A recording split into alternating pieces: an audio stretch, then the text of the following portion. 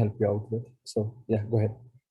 Yeah, so I am a PhD in mechanical engineering student at University of Nebraska, Lincoln.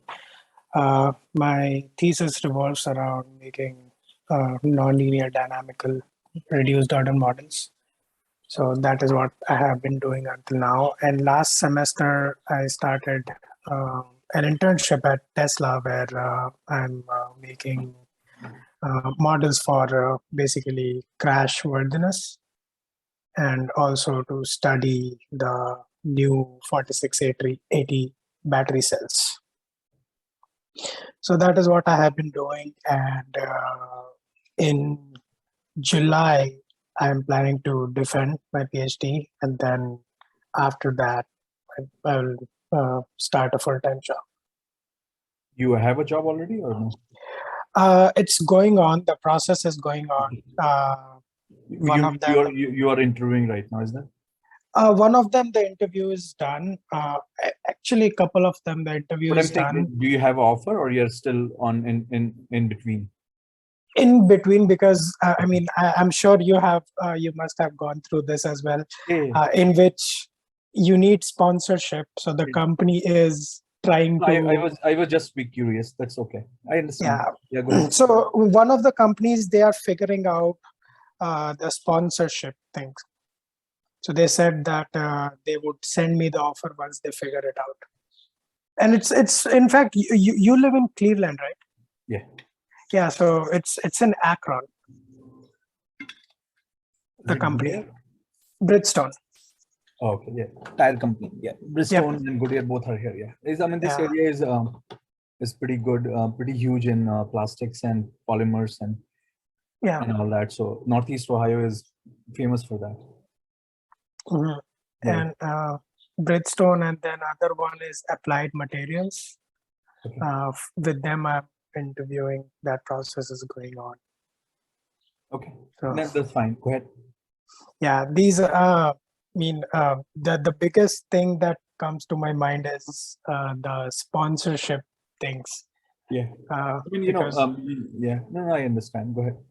And how to figure that thing out. Mm-hmm. And is that one of your prime concern right now? Yeah, that is one of my primary concerns right now, because everywhere I apply, they'll say that we really like your resume, but we are not sponsoring right now. Yeah. So that is one of the concerns that I have. Okay.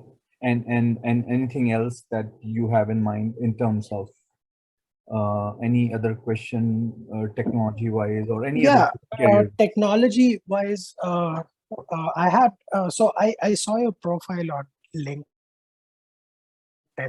So you and I think that I really liked your profile, and that is something that I would like my career to propel towards, because you have a PhD in mechanical engineering, then you worked for a while, and then you got an MBA. So how did that happen, and how can I take my career in that direction? Okay, let's talk about first this whole visa shit. Yeah. I call it visa shit. Yeah. So, 10 years back, if I look at you, I was exactly at your position, right?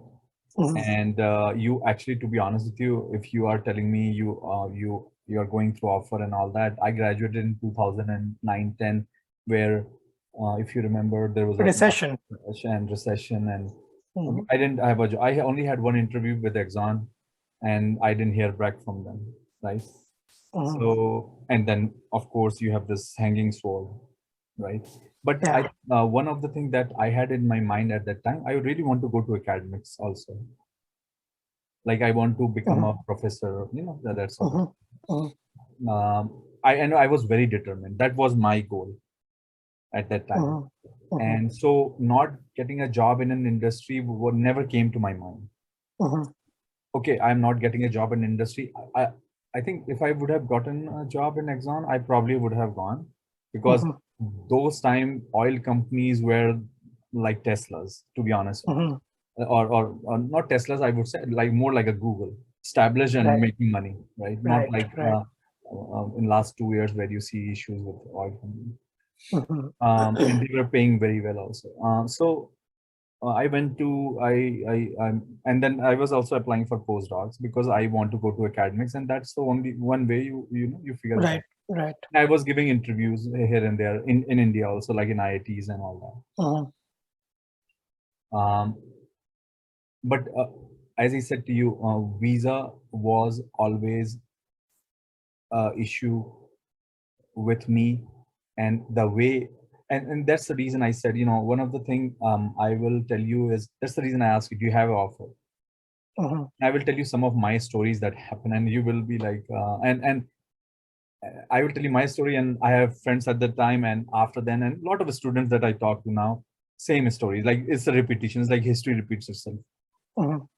I would strongly advise you, if they are telling you we are figuring out visa and all those questions, in my opinion, that is a red flag. Mhm. I will be very honest with you, because Mhm. the companies as big these are, they should have, they actually, to be honest with you, they should not have any problem. Yeah. So it's been a week. No, I'm just telling you Mhm. my feedback. Yeah. Mhm. Things may move out or not, but that's my Yeah. feedback. So I will tell you, I got an interview. So I went to work for Oak Ridge, and I was working on visa, Mhm. H1 visa, right? And I got an interview with Seagate, the company which makes hardware. Mhm. They gave me It's in Milpitas, California, right? no. The headquarter was in Minneapolis, Okay. Twin City, the St. Paul, and Mhm. anyway. Mhm. So it's what is an R&D, something, thin film, whatever they want to do. I don't remember now. But Mhm. let me tell you, they sent me the bonus check of $10,000. I went there, I booked an apartment, everything was all set. And I told my manager at the time I'm leaving, Mhm. right, at Oak Ridge. But I told him somehow, in my brain, I'm like, he said, until I leave, don't sign on my letter that I'm Resignation. Yeah. leaving. Yeah. Mhm. And a week before, they told me that HR, that oops, we had an issue with your H1. They thought I had a transferable H1, because once you go get a postdoc or a Right. medical Right. lab, the H1 is a research H1. That's not an industry H1. Mhm. And and and I'm telling you, I was like, I was probably, my flight was booked too, because I booked the apartment. I'm telling you, Mhm. that's what. So and this story is just not my story. This story has been a story of a lot of people. And Mhm. for that reason, I'm telling you is, I hope things work out for you, but Mhm. don't trust on HR. They are the most crappiest people in the world. Yeah. Okay. Yeah. And as I said to you, I hope it works out for you. But until you join, Yeah. That's I true.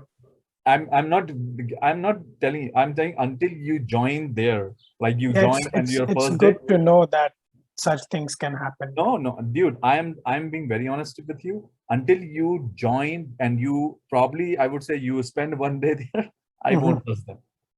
Okay. Okay, that's how I would say careful you have to be. Mhm.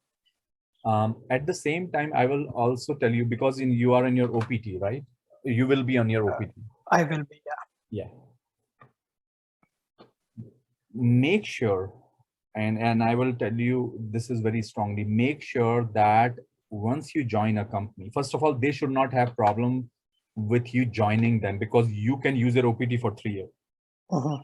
So there should not be any talk of visa right now, to be honest with you, because Mhm. you don't need that right now. Or you care about, let me join, because that H1 you can apply next year too. Right. Many people do that. So that Mhm. that discussion, in my opinion, should not be the discussion, in my opinion, Mhm. because a lot of people use their OPT for many reasons. And that many reasons are, number one, let's say you join a company A, right? Mhm. And you are in OPT, 6 months you didn't like it, you can leave anytime. In the between, you can give interview, you can leave anytime and join another one. But once you are on a Okay. visa process, you are stuck in some way. Mhm. You understand my point? Yeah. In my humble opinion, I would strongly suggest you utilize your OPT unless until there is an issue with that. Because at least use a 1 year, because you can apply H1 next year too.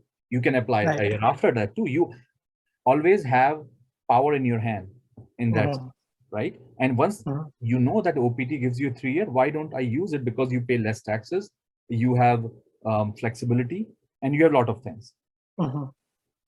That's one way of saying it. This other way is always, and I said to, and I say this more than ever, even I follow this right now. Always have plan B, right? Yeah. What is your plan B? Great that you are getting interviews and all that, and hopefully things will figure it out. But until you figure it out, what is your plan B? Right? So Yeah. plan B. So there has to be a plan B also, where you are saying, okay, what I'm going to do. In my case, the plan B, so-called plan B, was going into a postdoc. Because as a PhD, you always have have the chance to do it. And the reason I tell you why, because after postdoc, first of all, is only PhDs are the one who can do a postdoc. Yeah.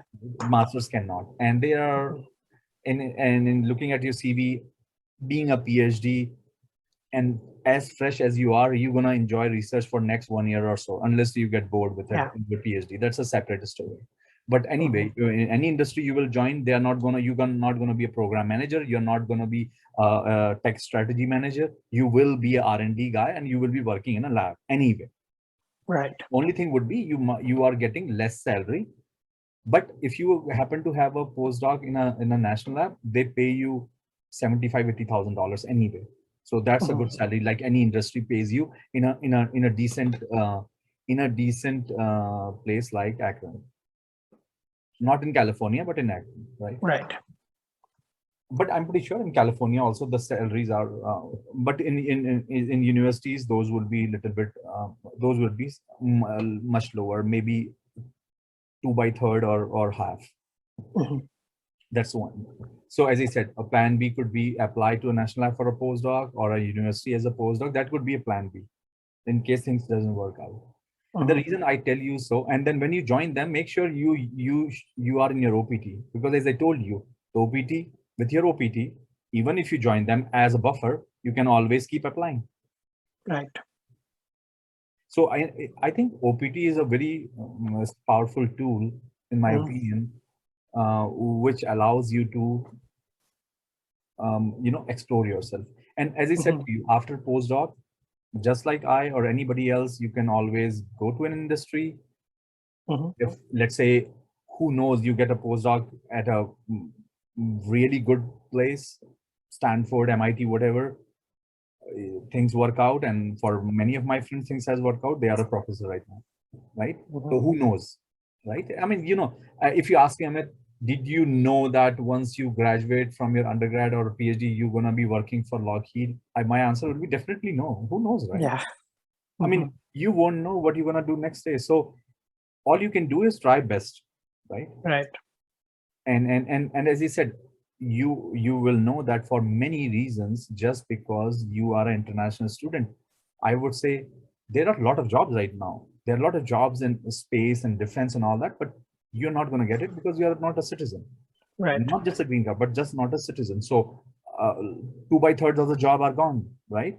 And that's for everybody, right? And historically also, even now. So and there is nothing, and as I said to you, there is no point of thinking about that. Oh, I don't have opportunity in this company or that company. It is what it is for everyone. Right. And so these things are going to play. One other factor I also tell you. Yesterday I was talking to one of the student. Actually, she from Clemson. She just got laid off from GM or Ford, some company. And now she's like panicking because here is, I guess, in sometime in July, she need to leave if she cannot find a job. And I will tell you, in my 10 years of career after PhD, I have been laid off twice. So being laid off is a is going to happen. Unfortunate, but it's going. When I worked at Rolls-Royce, I didn't left Rolls-Royce. They shut down the whole business. Like one fine day, 300 people were out. There was no fuel cell business anymore. Done. And the second time Wow. when I left ANSYS, that I left because I got tired for some reason. But laying off also is not a bad thing, because where I am today, I'm really very happy, and I would not have been for my career reasons, for financial reasons. I make twice the money I used to make at Rolls Royce. Not would happen if I would have stayed in Rolls Royce. So my point Sure. here is, these things will happen also. And as I told you, there is a, I mean, as I said, I don't know what's going to happen tomorrow, but you can only read it. Many people are predicting recession next year and things like that. So embrace yourself in terms of, that's what I said. If I was you, I will try to use my OPT. Try rather than, because as I said, OPT gives you that flexibility. Because let's say, again, they say, do the best and prepare for the worst, right? So let's say you work in a company for a month and something happens and you get laid off. That OPT will allow you to join as a postdoc or Right. move somewhere, right?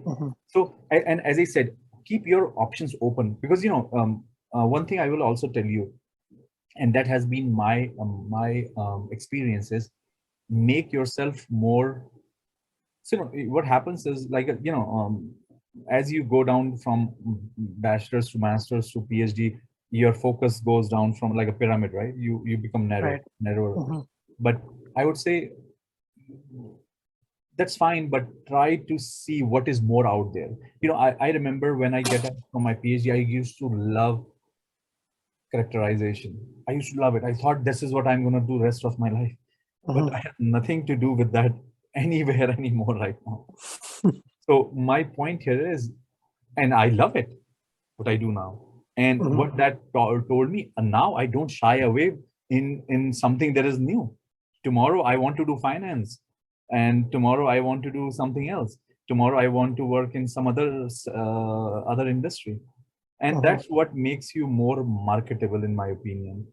Because that's how, if you are more marketable, if you are, how should I say, if your CV or your skill set allows you to move around, then you will never have a trouble. That's what I'm trying to say. And just to say, because I did PhD and I know, let's say, I'm gonna give you an example, I am very good in finance element or whatever, doesn't mean that this is the end of the life. There are so many amazing things one can imagine, one can learn and read. And I strongly advise students to explore more and more. Uh, PhD just is, in my opinion, is just a degree.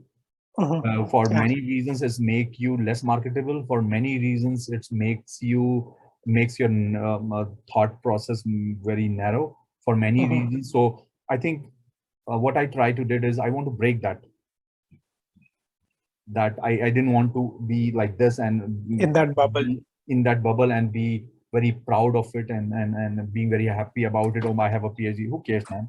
I mean, there's Yeah. PhDs, and all that. So PhD just I did because I enjoyed research and I was enjoying that time too. I did it because I want to do it. I did it because I was enjoying it, not because I didn't had anything to do. But then when I get out from it, I want to do something else too. It Yeah. For me, the way I see it is, whatever you do right now, right? And then I remember there's one wise person who said one time that whatever you do right now is just thought of as a stepping stone to do something great, and that could Yeah. be something else. Yep. You are not this could be, as I said, this could be a stepping stone for you to jump somewhere else, not like you stuck here and then you're like, what can I do and all that. So don't, and that's how the world is nowadays too. Look at even Tesla, right? I mean, can you imagine, like, if you want to go up into the chain in Tesla, you should have a whole system engineering vision, right?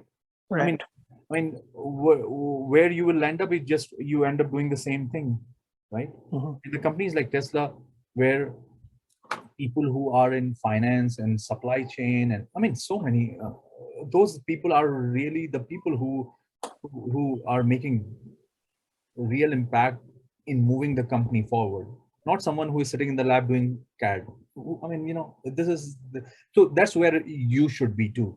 Not now, maybe 5 years, but that's what the dream has to be, right?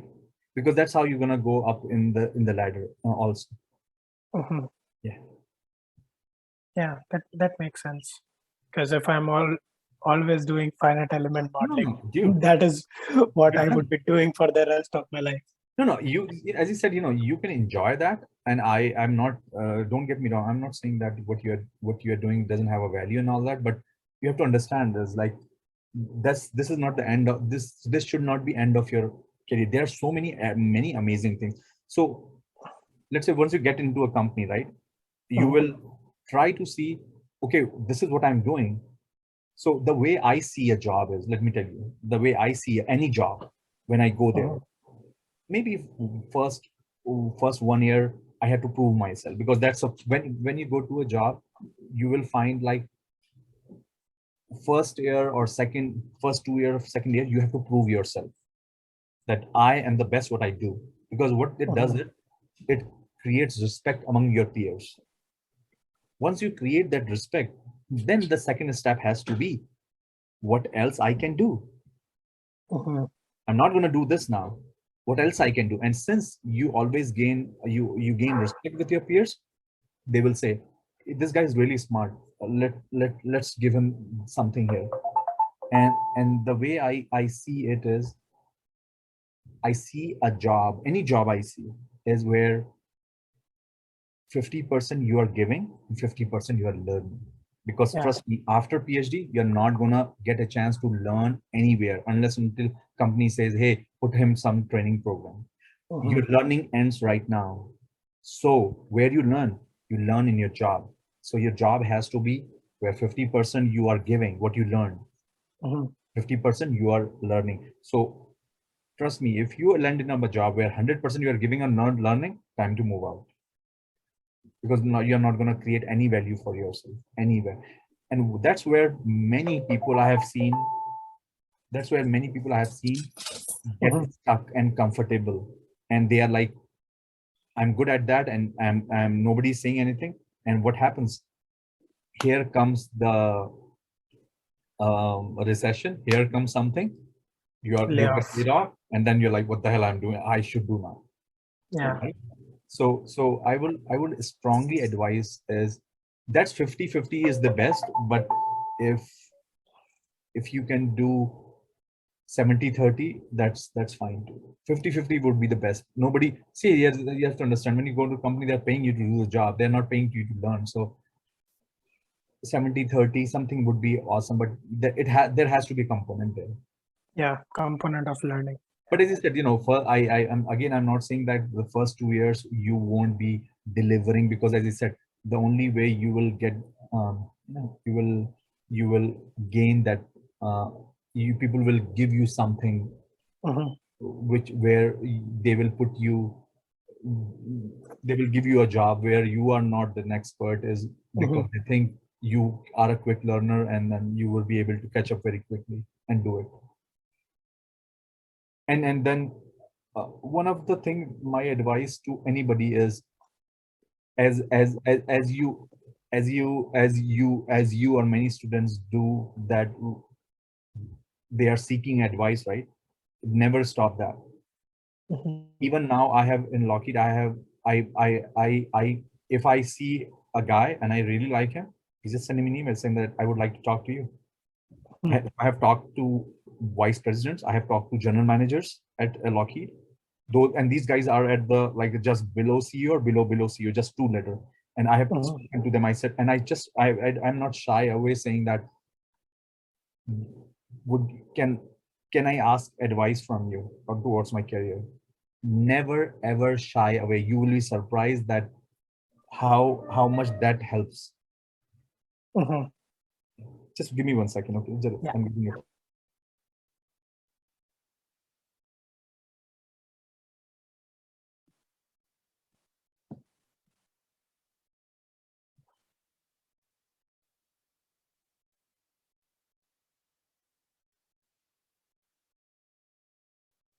Yeah. So, as I said, Gotcha. never shy away. Just like you ask me for help or advice, never ever shy away. So if you go to any company and if you find a person, Mm-hmm. that's very important. If you find a person, ask for mentorship. People don't do that. I don't get it. Mentorship has helped me tremendously. You have no Mm-hmm. idea, like so much in my life, and that's free. That's just free. And so you try to use it. So how do you get a mentor? It's an That's a very good interesting question, field. actually. How you get a mentor? Let me tell you what is the difference between a mentor and your idol and your teacher. There's a difference. Mm-hmm. So, teacher is something where you go to class, he's telling you what to do, right? Idol could be Gandhi, right? Yeah. Idol could be Albert Einstein. You never met them. Mm-hmm. Mentor is someone which is a live person who can advise you and be honest with you, and most importantly, you can trust that person. Mm-hmm. That's like the key. You can trust that person in terms of what he's saying. So you as Aryan should be smart enough to figure it out who can be your mentor. Mm-hmm. I don't have a recipe to that. The way I see it, I feel like I am smart enough in terms of who. See, you can. I'm not saying a general manager could be your mentor. It Mm-hmm. could be your fellow, because for mentorship, one of the most important thing is not about the success. It's not what to do. You understand? Because what happens is when Mm-hmm. you go to a career path, it's not a straight line. So from point A to point B, if I tell you, okay, if I think of, again, I will give you my example. If I think of point A as my undergrad and point B where I am today, Mm-hmm. it's a straight line. No, Oh my goodness. absolutely not. I mean, and you can probably from your undergrad to today, you can also draw it. And Yeah. but as a human, we have a tendency to see, oh, this guy reached from here to here. That's how we see it. Yeah. But what Mm-hmm. happens? Oh, failures, laying off. Oh, you got a promotion. Oh, Yeah. you had some health issues. There's so many things, Right. Right. right? Mm-hmm. So my point here is a mentor should be honest with you in terms of what not to do. Mm-hmm. Not what to do, because I can tell you 100 things what to do, but if I'm Yeah. not going to tell you what not to do, there's no meaning to that, Right. right? So Mm-hmm. always, that's how I see it. I would like to Mm-hmm. know if the person is honest enough to tell me about his failures too, not only success but failures too. And then of course, if as I said, if this mentorship, I will tell you, remember India, we say abe iska baap to vidhayak hai, Yeah. Yeah. Yeah. right? What does that Yeah. mean? Because a mentor could be a guy who can help you out and pull you really up, right? Right. Right. So that's how it is, in my opinion. Mm-hmm. So, is mentorship paid? I mean, do you need No, to no, no, no, pay? no. No, no, no. A mentorship, Because I a, see a, it on YouTube all the a time, like a paid mentorship, mentorship a and all. counseling. If anybody is asking for a mentorship or anybody doing a counseling and it's paid, Mhm. run away. In my opinion, Yeah. dude. You know, mentorship and counseling has to be someone who feels it, Yeah. that he wants to That's do, true. he or she wants to do it. It's Hmm. not about, hey, I'm going to charge $50 now, and that's the business.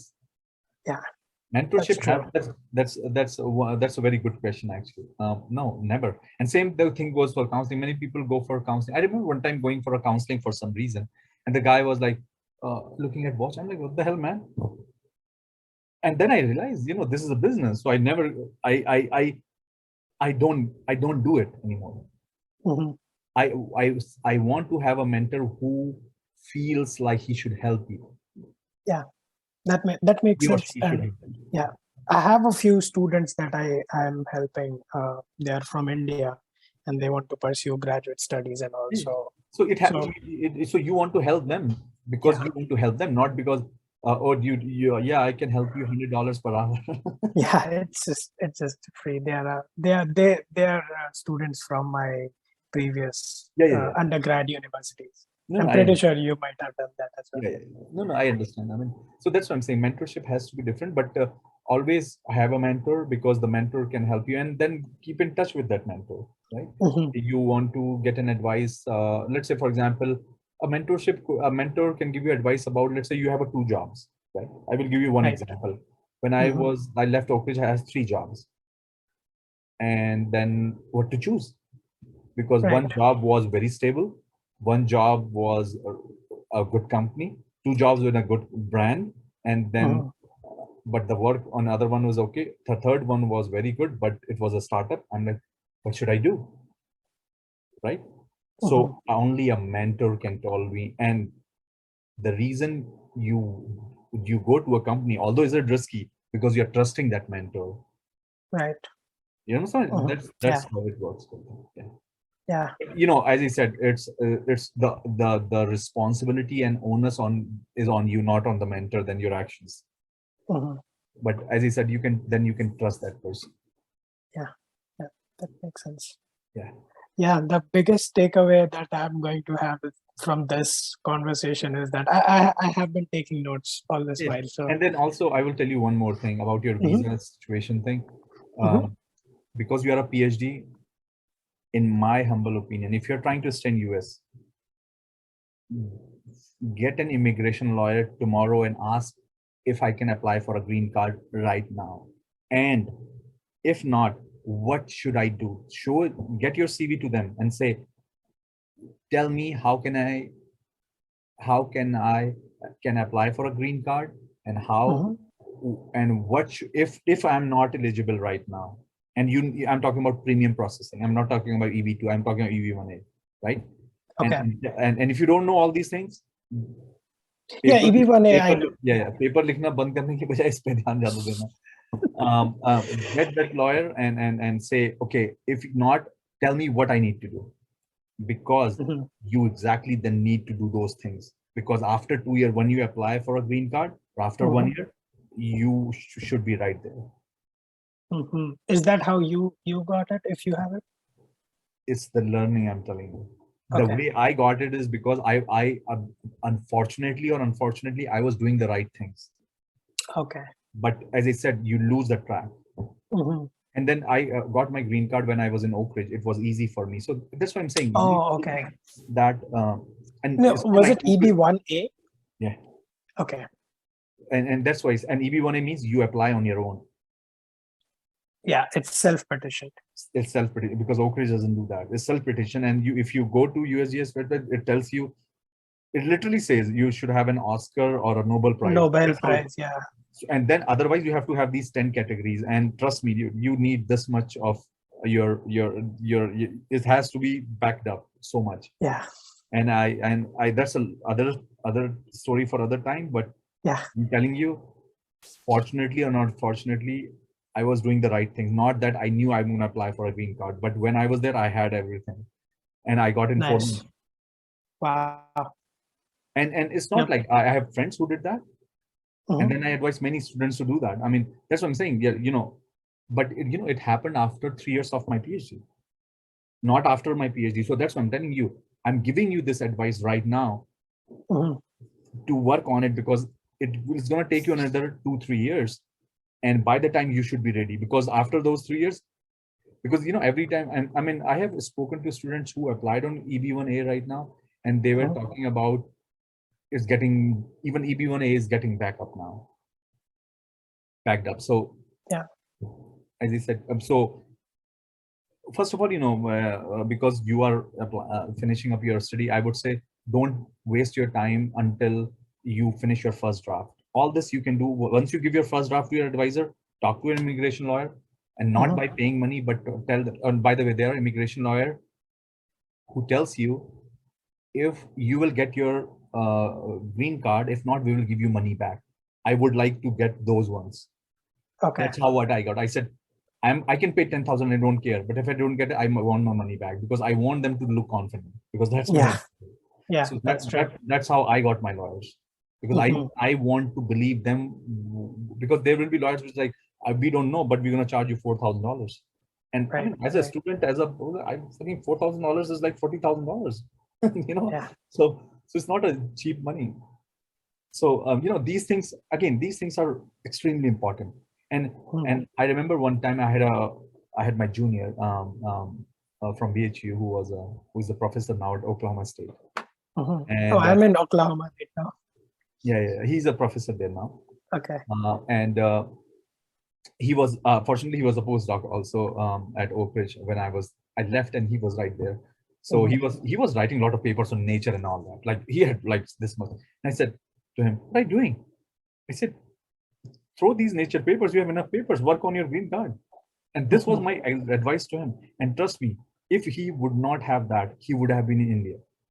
He would have gone back to India. And what happened after that? He's a professor here now. So again, the second lesson, do the right thing at the right time. Right? That's important because you are not a citizen.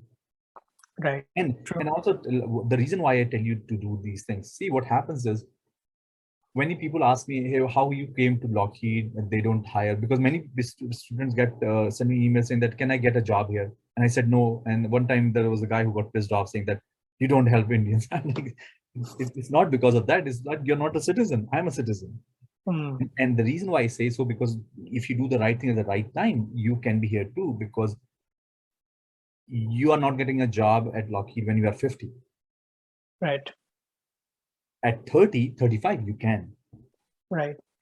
So, and I again imagine what's your age, how much time is going to take to process the visa, and then all those things. So if you want to do certain things, it will happen. And actually, I haven't told anyone yet. Actually, I got an offer from NASA last week. Oh, congrats. Yeah, thanks. But what I'm saying, do the right thing. Right. I'm not questioning your ability. I think you are more intelligent than me. Trust me. I know shit. I know myself how much I know. I know shit. But it's unfortunate that this restriction. So what you do the right thing. Work on this. Hey, you have less than a minute, it says on Zoom, but yeah, actually I will. If you want to talk more, I just click on that link again and we can talk if it's shut down. Yeah, sure. It's not giving me any link, but do I need to click? Okay.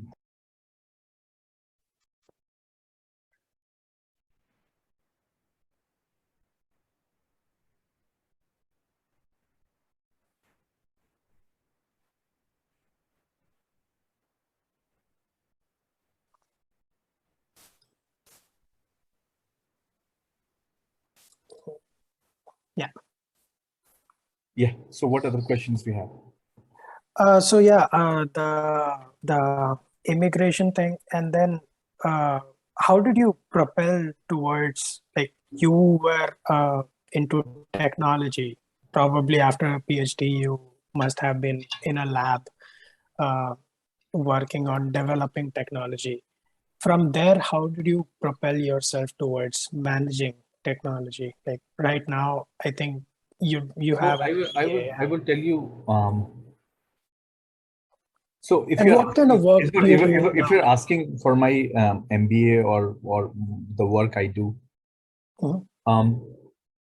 so when I went to Rolls-Royce, so if you will see that once you go to any big companies, they have employee assistance programs, and one of the program is tuition reimbursement. So you can Tesla take doesn't advantage. have that. Yeah, but a lot of companies have that. That is the only company I have seen that doesn't have this. I asked the HR. Yeah. But what I'm saying is many companies have that, and I took the advantage of that. But they were very skeptical about whether we should. I'm not paying for an MBA. I don't like paying for my education at all. Don't get me wrong. So, and I remember when I went first time to my to the company CEO at the time and said, I want to do an MBA, and he was like, how many degrees you want? I'm like, And at the time, this was a valid question, how many degrees you want? But I want to do something outside. I was getting a little bit bored. I want to do what this MBA is, because as a PhD, you always wonder about what these MBAs people do and what they learn. Right. And so, they have an assistant program. I said, it's a free money. Even if I don't do it, I don't do it. I had never have an intention of completing it, to be honest with you. But then I moved the job, and then I didn't do it, and then I started doing it again. And but then I realized is what any technology company do, if you move, if you one of the important asset right now, what happens is, if you have a business background, you understand finances, you understand strategies, you understand program management, what those things are, then you become very versatile. Because eventually you will realize what happens is, as you become up and up in a ladder as a manager, and eventually you will end up managing someone. Not now, maybe after 10, 15, 20 years, whatever. You will realize you will learn those tools in your job, or you will learn those tools in your school. If you learn those tools in your school, then if there is a job out there, you will get it right away. Right. And as I said, my job was always to explore what is out there. And I thought this was interesting. Thought this was interesting. But don't get me wrong. I enjoy technical discussions. If you ask me, Amit, we will put you in finance meeting, I will probably sleep. So I use my business knowledge to put myself at the front, but I always enjoy technological discussions, because that's what you learn. I mean, 10 years of your life you spend in engineering, right? So it's not going to go away. So you always enjoy technology, and you always enjoy engineering, but you use that as a leverage. Then, so if there are MBAs guys around, or finance guys around, you understand those financial sheets, what they are making, or financial models they are making. But at the same time, for any company, technology is important too, right? So I will give you an example. For example, for Lockheed Space, one of our customers is NASA, and we have to work on, they are asking us to, let's say, come up with a new material for let's say thermal protection system. That's a big program, let's say $10 million program, which has lab work. You can imagine, like, all the engineering goes there, right? So you understand that. But it also has a program management work. Guy has to keep round the clock where the program is. It will have a finance component. It will have a contract component. It will have accounting component. It will have every component to it. And I'm not saying I'm the expert of all these components, but I do understand what they are talking about. And I can do, and there are certain things that you start enjoying, like strategy, I enjoy. Finance, I really enjoy.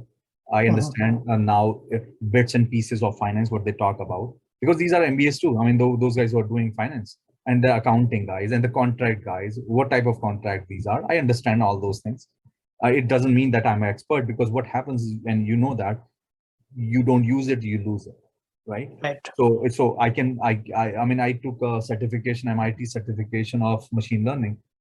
I remember it's all about numerical methods, and I remember taking a class in undergrad for 2 semesters on numerical methods, and I was revising, and it was coming back.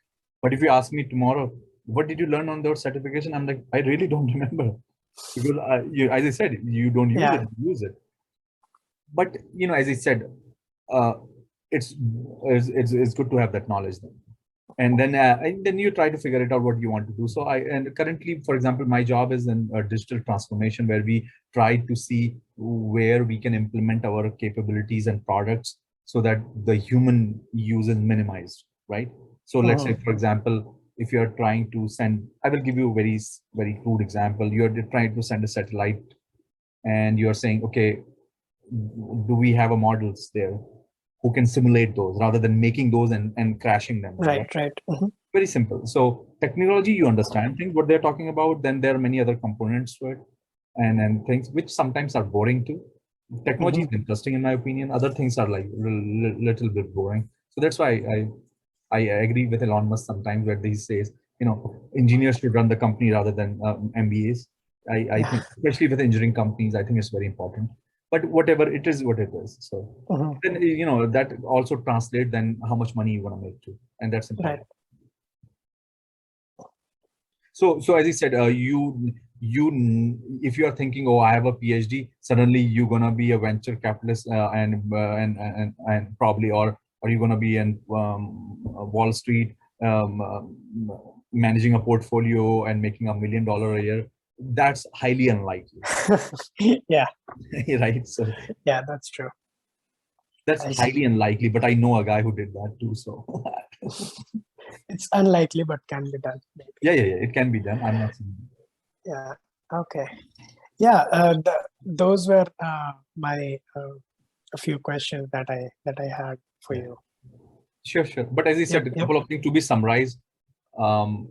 Finish your draft. See if you get a job offer, whatever. Be careful. Yeah. Right? As I told you. Try to take advantage of OPT. It happens, fine. If does not, whatever it is. Yeah.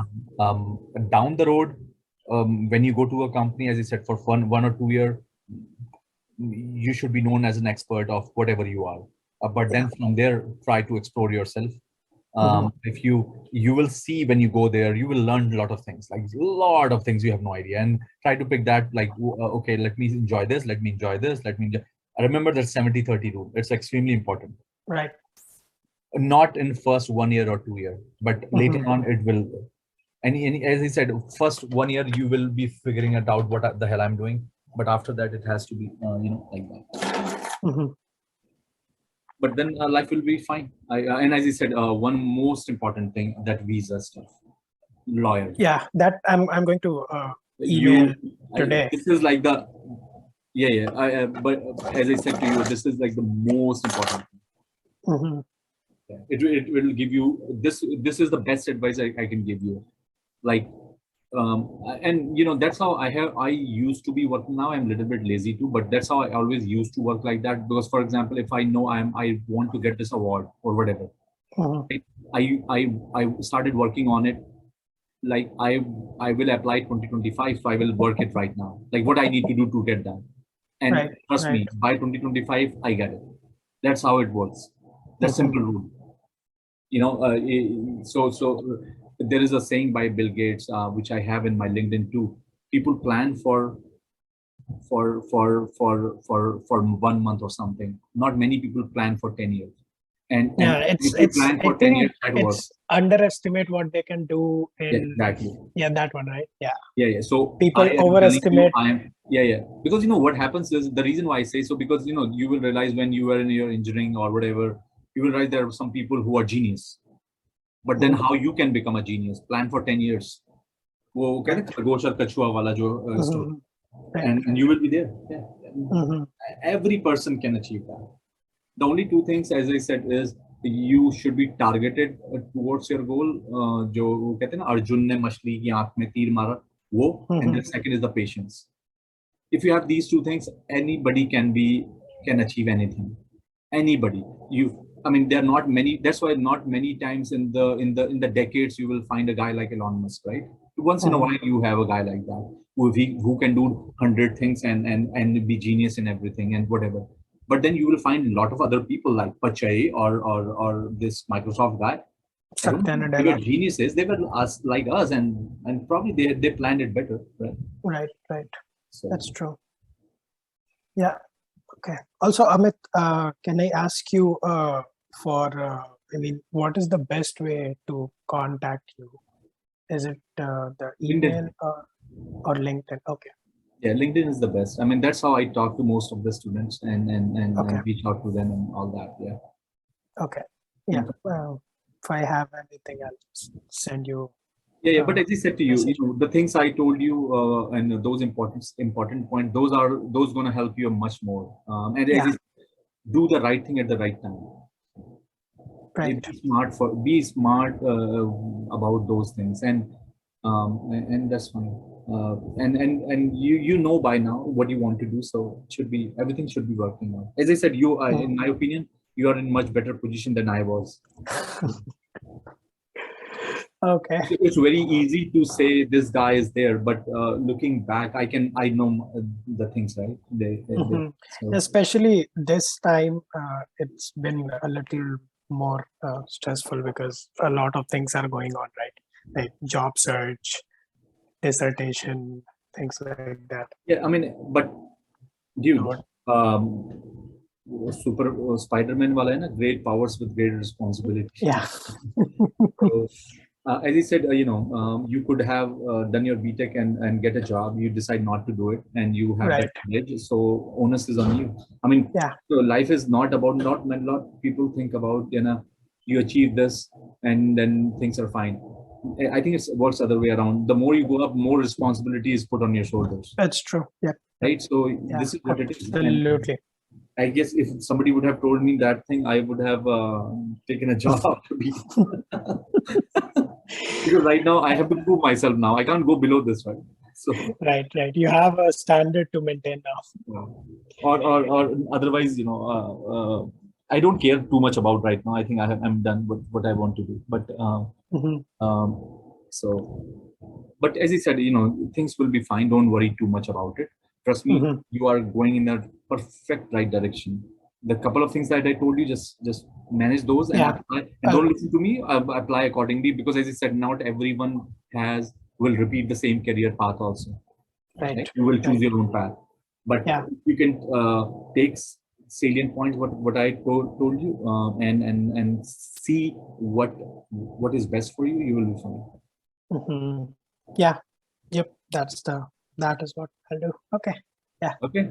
Yeah. Thank you so much, Amit, No for problem. talking Good talking me. to you. I really appreciate it. No problem. I hope to see you soon. Okay. Yeah. Bye. Yeah. If I join Akron, I'll come to meet you. Cleveland is right there, right? Yeah. I don't know. I will be. Hopefully, I will be here. But I'm thinking of moving to Denver. But yeah. Sure. But I don't know. When we come, just shoot an email. Yeah. Absolutely. Okay. Yeah. Bye. Thank you so much once again. Bye.